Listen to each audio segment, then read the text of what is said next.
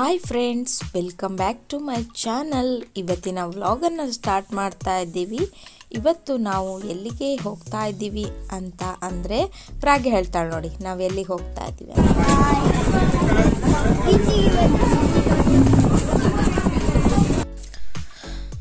ನಾವು ಅಮ್ಮ ಮನೆಗೆ ಹೋಗಿದ್ವಿ. ಅಮ್ಮ ಮನೆಗೆ ಹೋದ್ಮೇಲೆ ಅಲ್ಲೇ ಇದ್ವಿ. ಫಂಕ್ಷನು ಬಿಟ್ಟರೆ ನಾವೆಲ್ಲೂ ಔಟ್ಸೈಡ್ ಹೋಗಿರಲಿಲ್ಲ ಜಾಸ್ತಿ. ಹಾಗಾಗಿ ಇವತ್ತು ತುಂಬ ದಿವಸ ಆಯಿತು ಪ್ರಾಗಿನ ಬೀಚಿಗೆ ಕರ್ಕೊಂಡು ಹೋಗೋಣ ಅಂತ. ಪ್ರಾಗಿಯನ್ನು ಹೊರಗಡೆ ಹೋಗಬೇಕು, ಬೀಚಲ್ಲಿ ಆಟ ಆಡಬೇಕಂತ ಹೇಳ್ತಾ ಇದ್ಲು.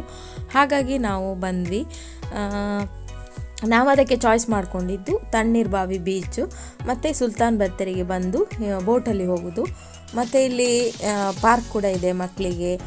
ನೀವು ಜಿಮ್ ಮಾಡೋದಾದರೆ ಜಿಮ್ ಮಾಡುವಂಥ ಈ ವಸ್ತುಗಳು ಸಹ ಇದೆ, ಎಲ್ಲನೂ ಇರುತ್ತೆ ಇಲ್ಲಿಗೆ ಬಂದರೆ.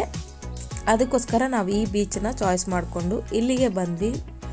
ಆ ಕಡೆ ನಾವು ಬೋಟಲ್ಲಿ ಬಂದು ಇಲ್ಲಿಂದ ನಾವು ಒಂದು 5 ಮಿನಿಟ್ಸ್ ನಡ್ಕೊಂಡು ಹೋದರೆ ನಮಗೆ ತಣ್ಣೀರು ಬಾವಿ ಬೀಚ್ ಸಿಗುತ್ತೆ. ನೀವು ಬಸ್ಸಲ್ಲಿ ಬರುವವರು ಬಸ್ಸಲ್ಲಿ ಕೂಡ ಬರ್ಬೋದು.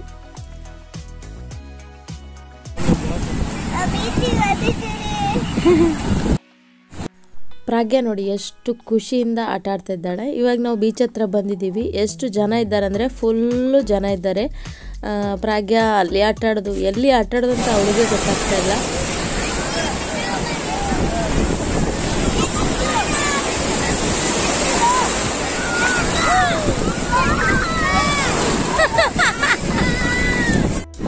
ಇಲ್ಲಾಡು ಇಲ್ಲಾಡು ಚಿನ್ನಿ ಇಲ್ಲಾಡು.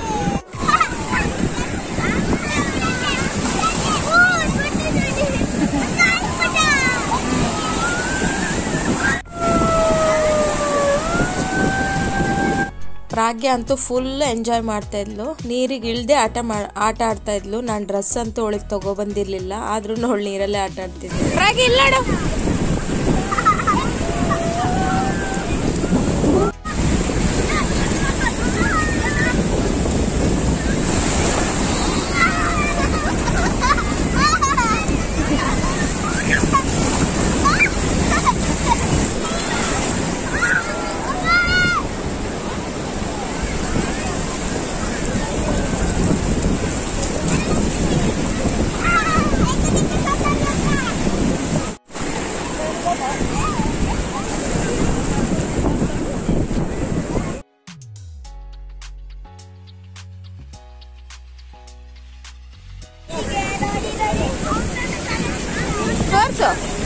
ತೋರ್ಸು ಮಗನೆ.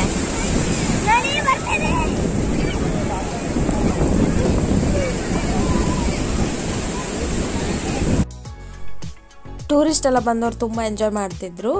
ಇಲ್ಲಿ ಸ್ವಲ್ಪ ನಾವು ನೀರಲ್ಲೆಲ್ಲ ಆಟ ಆಡಿ ಅಲ್ಲಿಂದ ಈ ಕಡೆ ಬಂದ್ವಿ. ಇಲ್ಲಿ ಸ್ವಲ್ಪ ಕೂತ್ಕೊಳ್ಳುವ ಅಂತ. ಎಲ್ಲಿ ಸಹ ಚೇರ್ ಖಾಲಿ ಇರಲಿಲ್ಲ ಕೂತ್ಕೊಳ್ಳೋಕ್ಕೆ. ಹೋಗುದೇನ ಇಲ್ಲಿ ಹೋಗುದೇನ? ಆಯ್ತಾ ಬೀಚಲ್ಲಿ ಆಟ ಆಡಿ? ಇಲ್ಲ ಇಲ್ಲ ಹೇಳು. ಬೀಚಲ್ಲಿ ಆಟ ಆಡಿ ಆಯ್ತಾ? ಇಲ್ಲ. ಇನ್ನು ಆಟ ಆಡಕ್ಕಿದ್ಯಾ? ಹೋಗು. 오늘은 하늘이 아주 파래. 나의 앞에 있는 네 모습도 눈부시기만 해. 세상은 따뜻해. 나의 곁에 있는 너로 변하지 않는 네 모습으로 난 늘 행복해. 우리 같이 한 시간들 때론 힘든 적도 있어. 그래도 우린 늘 웃어주고 이해했잖아. 때론 오해하고 서로 미운 적도 있지만 시간은 또 우릴 기다려주고 지켜줬잖아. ಇಲ್ಲಿ ಬೀಚಿಂದ ಬಂದುಬಿಟ್ಟು ಇಲ್ಲಿ ಬೋಟಿಂದ ನೆಕ್ಸ್ಟ್ ಬಂದಮೇಲೆ ನಿಮಗೆ ಇಲ್ಲಿ ಮಕ್ಕಳು ಆಟ ಆಡೋಂಥದ್ದು ಗೇಮ್ಸ್ ಎಲ್ಲ ಇರ್ತದೆ. ಶಾಲೆಗೆ ಹೊಟ್ಟಿದ ತಗೋ ಬ್ಯಾಗ್ ತಡಿ. ಇವಾಗ ನಾನು ಬಂದ ಮೇಲೆ ನಾನು ನಿಮ್ಮ ಹತ್ರ ಸಿಗ್ತೀನಿ. ಆಯಿತು, ಇವಾಗ ಸ್ಕೂಲಿಗೆ ಹೋಗೋದು. LKG ಇರೋದು, ಇವಾಗ LKG ಹೋಗೋದಿಲ್ಲ. ಹೋಗುದು ಪ್ರಾಗ್ಯನ ಸ್ಕೂಲಿಗೆ ಬಿಟ್ಟು ಬಂದೆ. ಇವಾಗ ತಿಂಡಿಗೆ ರೆಡಿ ಮಾಡ್ತಾ ಇದ್ದೀನಿ. ಅವಳಿಗೆ ದೋಸೆ ತಿನ್ನಿಸಿ ಕಲಿಸಿದೆ. ನನಗೆ ಈಗ ತಿಂಡಿ ಮಾಡ್ಕೋಬೇಕು. ಇವತ್ತೆಂತಂದ್ರೆ ಮೆಂತ್ಯ ದೋಸೆ ಮಾಡಿದ್ದು. ಅವಳಿಗೆ ಸ್ವಲ್ಪ ಇವತ್ತು ಬುಕ್ಸ್ ಎಲ್ಲ ಕೊಡುದಿತ್ತಲ್ಲ, ಬ್ಯಾಗ್ ಆಗಿ ಸ್ವಲ್ಪ ವೆಯ್ಟ್ ಇತ್ತು. ನಾನು ಬೆಳಿಗ್ಗೆನೆ ಬೇಗ ಎಲ್ಲ ಸ್ನಾನ ಮಾಡಿಬಿಟ್ಟು ದೇವರಿಗೆಲ್ಲ ದೀಪ ಇಟ್ಟು ಅವಳನ್ನ ರೆಡಿ ಮಾಡಿ ಇವಾಗ ಕಳಿಸಿ ಬಂದೆ. ಇವತ್ತು 1 ಗಂಟೆ ತನಕ ಸ್ಕೂಲ್ ಉಂಟು ಅವಳಿಗೆ, ಹಾಗಾಗಿ ಇನ್ನು 1 ಗಂಟೆಗೆ ಬರೋದವಳು, ಹಾಫ್ ಡೇ ಅಲ್ವಾ. ಹಾಗಾಗಿ ಈಗ ನಾನು ತಿಂಡಿ ತಿಂತಾ ಇದ್ದೀನಿ. ಮೆಂತ್ಯ ದೋಸೆ ಇವತ್ತು. ಪ್ರಾಗ್ಯಂಗೆ ಇಷ್ಟ ಇಲ್ಲ ಮೆಂತ್ಯ ದೋಸೆ ಅಂದ್ರೆ, ಆದ್ರೆ ಆರೋಗ್ಯಕ್ಕೆ ಒಳ್ಳೇದಲ್ವಾ, ಹಾಗಾಗಿ ಮಾಡಿದ್ದೀನಿ. ಕಷ್ಟ ಪಟ್ಕೊಂಡು ಒಂದು ತಿಂದ್ಕೊಂಡು ಹೋಗಿದ್ದಾಳೆ. ಓಕೆ, ಇವಾಗ ನಾನು ತಿಂಡಿಗೆ ರೆಡಿ ಮಾಡ್ಕೊಳ್ತೀನಿ.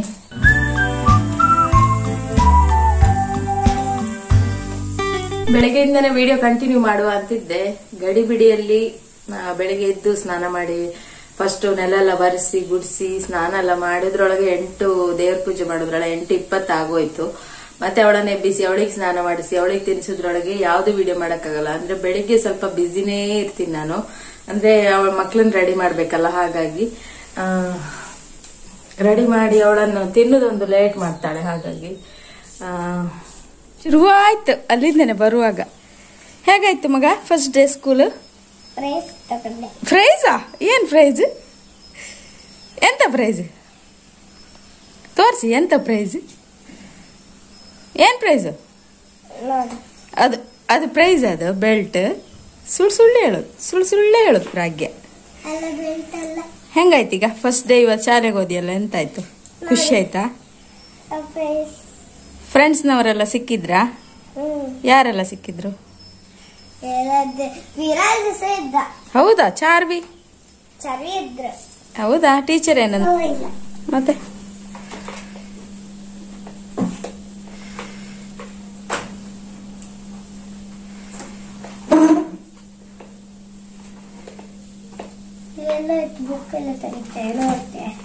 ಸೈಡಿಗಿಡು, ಆರಾಮಾಗಿಡು.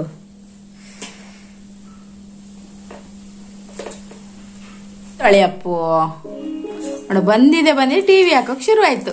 ಹಳೆ ಚಾಳಿ ಅಂತೂ ಬಿಡುದೇ ಇಲ್ಲ ಅಲ್ಲ ಅಪ್ಪು ನೀನು. ಡೋರ ಅಯ್ಯೋ ಅಯ್ಯೋ ಅಯ್ಯೋ, ಯೂನಿಫಾರ್ಮ್ ತೆಗಿಯಪ್ಪು.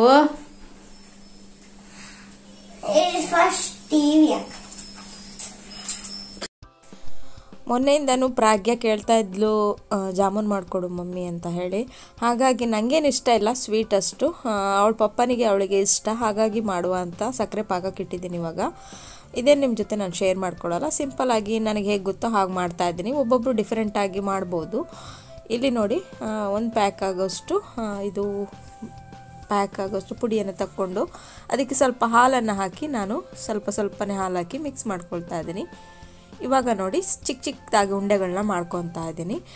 ನನಗೆ ಹೇಗೆ ಬರುತ್ತೋ ನಾನು ಹಾಗೆ ಮಾಡ್ತೀನಿ. ಕೆಲವರು ಡಿಫ್ರೆಂಟಾಗಿ ಮಾಡ್ಬೋದು, ಅದ್ರ ಬಗ್ಗೆ ನನಗೆ ಐಡಿಯಾಸ್ ಇಲ್ಲ. ನಾನು ಹೇಗೆ ಮಾಡ್ತೀನಿ ಅನ್ನೋದನ್ನು ನಿಮಗೆ ತೋರಿಸ್ತಾ ಇದ್ದೀನಿ.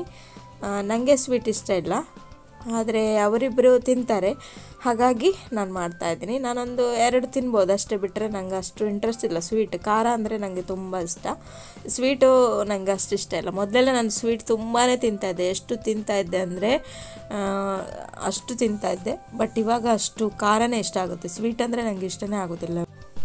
ನೋಡಿ, ಉಂಡೆಗಳೆಲ್ಲ ಮಾಡಿಟ್ಟಿದ್ದೀನಿ. ಈಗ ಸ್ವಲ್ಪ ಏಲಕ್ಕಿ ಮತ್ತು ಲವಂಗನ ತೆಗೆದಿಟ್ಟಿದ್ದೀನಿ. ಆಮೇಲೆ ಸಕ್ಕರೆ ಪಾಕ ಆಗ್ತಾ ಉಂಟು. ಇದು ಪಾಕವನ್ನು ಇಳಿಸಿ ಆದಮೇಲೆ ನಾನು ಇದು ಹಾಕಿದ್ದೀನಿ. ಆಮೇಲೆ ಸ್ವಲ್ಪ ಎಣ್ಣೆ ಇಟ್ಬಿಟ್ಟು ಏನು ಉಂಡೆಗಳು ಮಾಡಿ ಇಟ್ಕೊಂಡಿದ್ದೆ ಅದನ್ನೆಲ್ಲ ಎಣ್ಣೆಯಲ್ಲಿ ಫ್ರೈ ಮಾಡ್ಕೊಳ್ಬೇಕು. ಇಲ್ಲಿ ನೋಡಿ, ಸ್ವಲ್ಪ ಫ್ರೈ ಆದಮೇಲೆ ತೆಗೆದು ಸಕ್ಕರೆ ಪಾಕಕ್ಕೆ ಹಾಕಿಟ್ಟಿದ್ದೀನಿ. ನೋಡಿ, ಫೈನಲ್ ಆಗಿ ನಮ್ಮದು ಜಾಮೂನ್ ರೆಡಿ ಆಯಿತು. ಆಮೇಲೆ ನೈಟ್ ನನ್ನ ಹಸ್ಬೆಂಡ್ ಚಿಕನ್ ತಂದಿದ್ರು. ಇದು ಲೆಗ್ ಪೀಸ್ ಕಬಾಬ್ ಮಾಡಲಿಕ್ಕೆ, ಹಾಗೆ ಲಿವರ್ ಫ್ರೈ ಮಾಡಲಿಕ್ಕೆ.